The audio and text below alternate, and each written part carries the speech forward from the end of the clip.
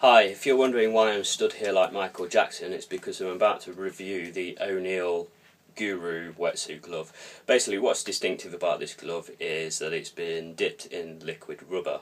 The idea behind that is to completely seal in all the seams. So, if you can see there, the seam is completely covered with the liquid rubber. So there's no water that's going to penetrate the seams. Another idea behind it, I guess, is with conventional wetsuit gloves, they've got a kind of a jersey coating on the neoprene, which is a kind of nylon, and when water hits this nylon it can soak in, and then obviously when wind chill hits that, it reduces the temperature of the glove. So what the water does then is hits the rubber, just runs away, so that reduces the chill from the wind. If I just turn the glove inside out, as you can see inside the glove there's no bells and whistles, there's no polypro there, and then obviously there's like a little bit of silicone there. I guess that's just to keep the wetsuit stuck to your wrist, so there's no movement around there. Without the additional polypro, one thing I did realise about this glove is it was really lightweight. Out of the box, it weighs absolutely nothing, and also in the water it performed really well as well. The wetsuit glove, once it's on, so you can see it's pretty easy to get on. It's a very tight fit, and I was concerned at first that excess water would get in, because they're really flexible, they're not like normal wetsuit gloves, that water would get in and basically excess water would make the glove balloon. A bit like a marigold, I guess, but they're almost like a marigold. But yeah, that didn't happen, because they're really tight. Don't get me wrong, they're not uncomfortably tight, but they're really tight, which is a good thing because it keeps out excessive water.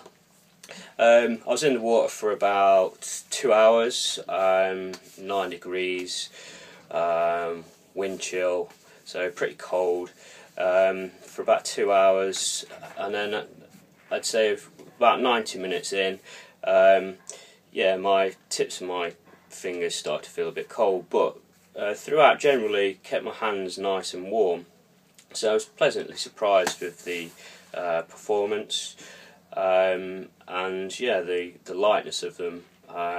Yeah, they were definitely lighter than any other wetsuit glove that I've put on my hands, basically. And winter surfing, you've got the boots, the gloves, and if you wear the hood, then you've got the 5mm or the 6mm wetsuit.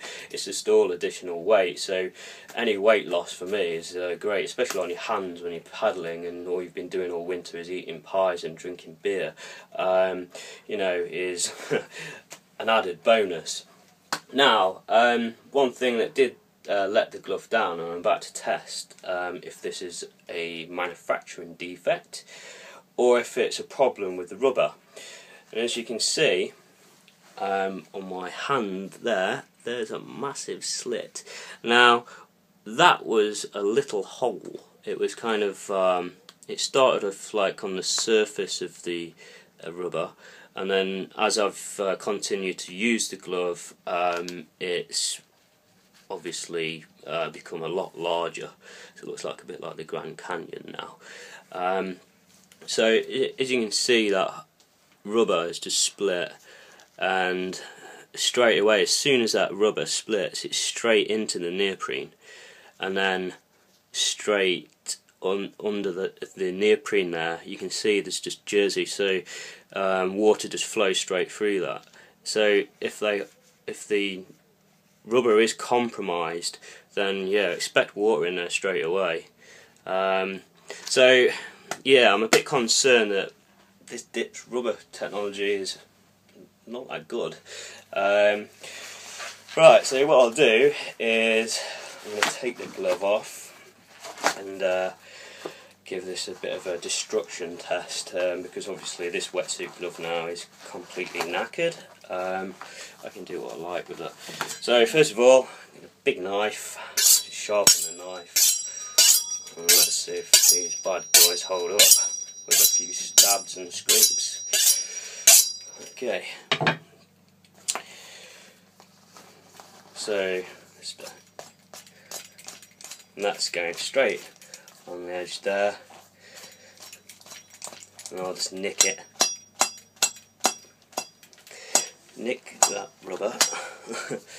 So you can see I've treated that rubber pretty disrespectfully, and it's fine, absolutely fine. Look, no problems whatsoever.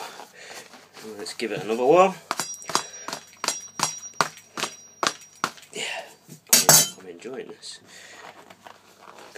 See, there you go. All no problems. Let's try it on this bit where it's split. See if it's... This knife is pretty sharp as well. Okay, there's some abrasion there, but there's nothing that looks like it's going to compromise the rubber at all, make it split. So yeah, I just think that was a manufacturing defect, so I've been unlucky. So, but all in all, I would wear these wetsuit gloves, and you know, they're a good price point. And if you want an extremely light glove, reducing the weight while you're surfing in the winter, get a pair of these.